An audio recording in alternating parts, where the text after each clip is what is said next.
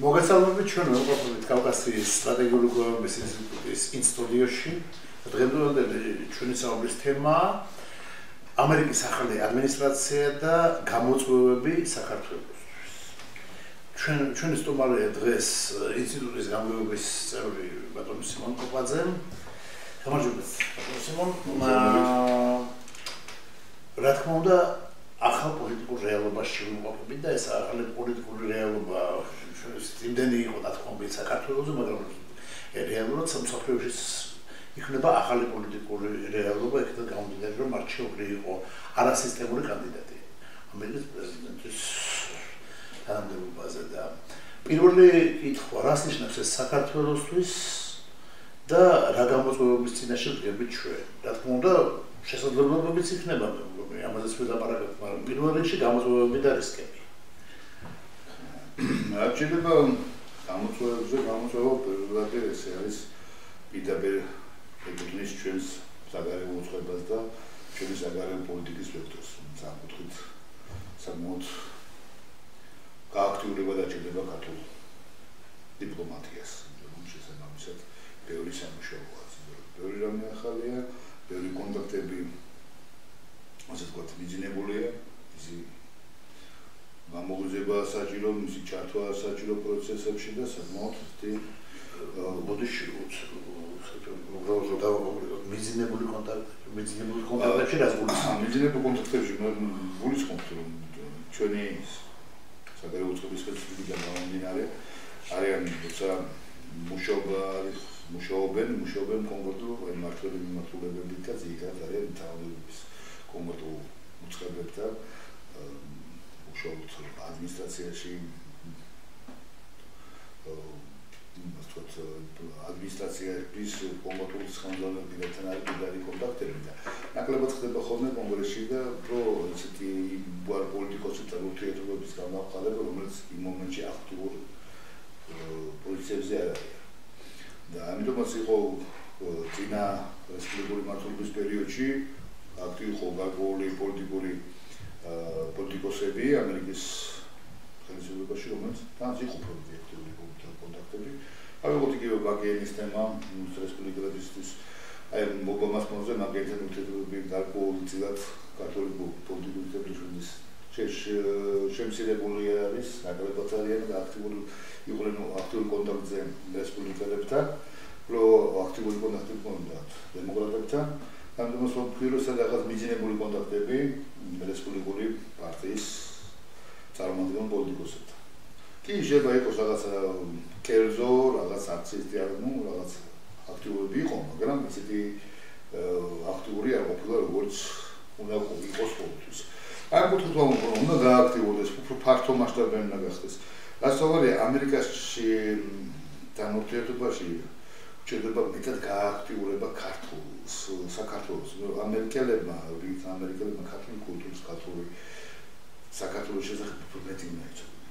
არა მარტო პოლიტიკოსებმა უნდა ხდებოდეს რაზე საუბარი, საუბარი ჯორჯიაზე, არ უნდა ხდებოდეს ჯორჯიის შტატი.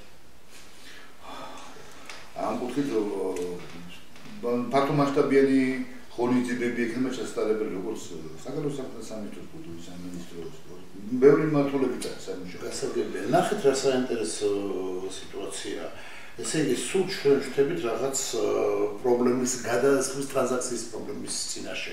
ესე იგი, წინა ადმინისტრაცია, როცა მოდიოდა ფორმალას ადმინისტრაცია, იმ დროინდელი ხელისუფლება მთლიანად იყო გადართული რესპუბლიკელებზე, ნეოკონსერვატორულ ხაზზე და იმდენად ახლოს იყო ნეოკონსერვატორებთან, რომ არ დავასახელებ ახლა სახელს, მაგრამ ერთი მინისტრი ყავდა, რომელსაც მაკეინის ნომერიც ჰქონდა. მაკეინზე გამოჭიმული. საბოლოო ჯამში გაიმარჯვა ობამამ, გაიმარჯვნენ დემოკრატები და შედეგები ის იყო, რომ ასე თუ ისე გაგრძელდა ურთიერთობები შტატების და საქართველოს შორის. არადა შტატები არიან ჩვენი ძირითადი გარანტორი ჩვენი დამოუკიდებლობის. ეხლანდელი მთავრობაც იგივე პრაქტიკულად ვერ ვიტყვი რომ ღიათი აკეთებდნენ ამას, მაგრამ ყველამ ეცოდა რომ უჭერენ ხარც ჰილარი კლინტონს და დემოკრატებს. გაიმარჯვენ რესპუბლიკელები. ამ სენსს როდესაც გადავლა გეთახმებით ეს უბრალოდ ჩამჯდარი არის ჩვენს ქვეცნობიერში, რომ კაი ხნის განმავლობაში ეს 25 წლიანი ამოგვიდებულობა არ არის საკმარისი, რომ ბოლომდე იყოს გაანალიზებული რას ნიშნავს საკუთარი სახელმწიფოს არსებობა და სახელმწიფოებრივი აზროვნება. შესაბამისად ჩვენ მიჩვეული ვიყავთ რაღაცა კლანი მიდის რაღაცა ვინც არის მართლი იმასთან უნდა იყოს კარგად. და ამერიკაში ესე არ არის, ამერიკაში ერთი იყოს მე მოვიდოს მეორე, ნამდვილად ისანაც ვინც არ არის ხელისუფლებაში იმასთან ურთიერთობის გაგუჭება არ არის possible. უნდა თანამშრომლობა და თანამშრომლობა. ყველა ფართო სპექტრი უნდა იყოს. საქართველოს მხარდაჭერა არის ბევრად მნიშვნელოვანი ფაქტორი, ვიდრე პირადი ურთიერთობები კონკრეტულ პიროვნებებთან. ამიტომაც ჩვენი მიდგომა უნდა იყოს შესული. არ უნდა იყოს აწყობილი იმ პირად ურთიერთობებზე, რომელიც მათ კონკრეტულ პიროვნებებთან დაამხარეს, არამედ უფრო გლობალურად უნდა იყოს ჩვენი პრობლემა. ეს ჩვენში ხომ არ არის პრობლემა ვამბობ ჩვენ პოლიტიკურ ელიტაში, იმიტომ რომ როგორ არის განაწილებული ჯერჯერ ყავს პოლიტიკური ელიტა? არა, ელიტა არის, მოდით შევთანხმდეთ იმაზე, რომ ელიტა არის მმართველი კლასი. მმართველი კლასი ყავს, ასე ისე, ანუ ვინც პოლიტიკოსები მას შემადგენლობაში მეორე წესი. ის პიროვნები, ვინც არიან პარლამენტში წარდგენილი და პოლიტიკურ სფეროში, ის ელიტა, ასე დაუძახოთ. და ყველა ქვეყანაში არიან მემარჯვენეები, მემარცხენეები, მემარჯვენეებს აქვთ კარგი ურთიერთობა მემარჯვენეებთან, მემარცხენეებთან, მაგრამ ამასობაში არის ერთიანი პოლიტიკური სფერო. ჩვენთან გახრეჭილი არის, იქიდან გამოდით, რომ გახრეჭილი არის. ვერ ვალაგებთ, ანუ ვერ ვანაწილებთ. მოდით თქვენ იყავით კარგად რესპუბლიკელებთან, თქვენ იყავით კარგად ჩვენ ვიყავით კარგად დემოკრატებთან და გავინაწილოთ ეს ყველაფერი.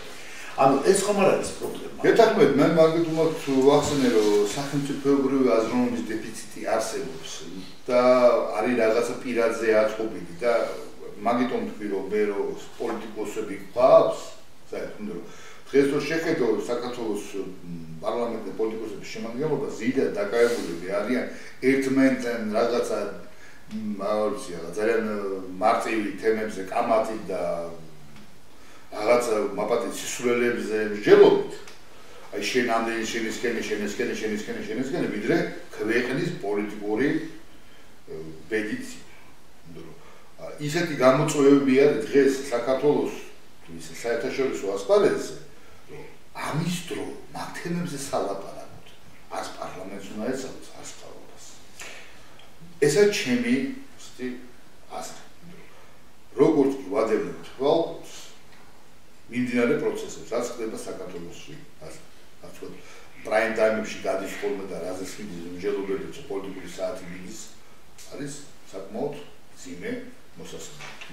იქ ყველაფერზე საუბარი გარდა ქვეყნის ბედიღბალზე, რომელიც იხილებოდა მიწყდება საგარეო პოლიტიკის თვალსაზრისით.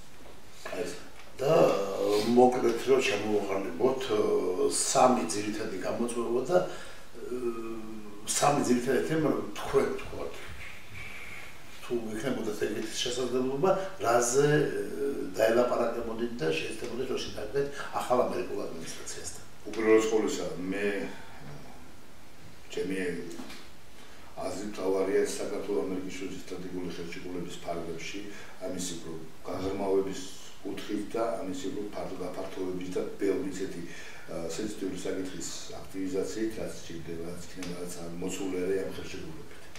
ამ კუთხით, იმიტომ რომ ამერიკელები არიან ძალიან თავმიმდევრული საკუთარ პოლიტიკაში და რახან მოხდა საქართველოს ამერიკის შორის სტრატეგიული ხელშეკრულების გაფორმება, ეს მათთვის სერიოზული დოკუმენტია და ამ დოკუმენტის ფარგლებში ბუშმა მოასწრო.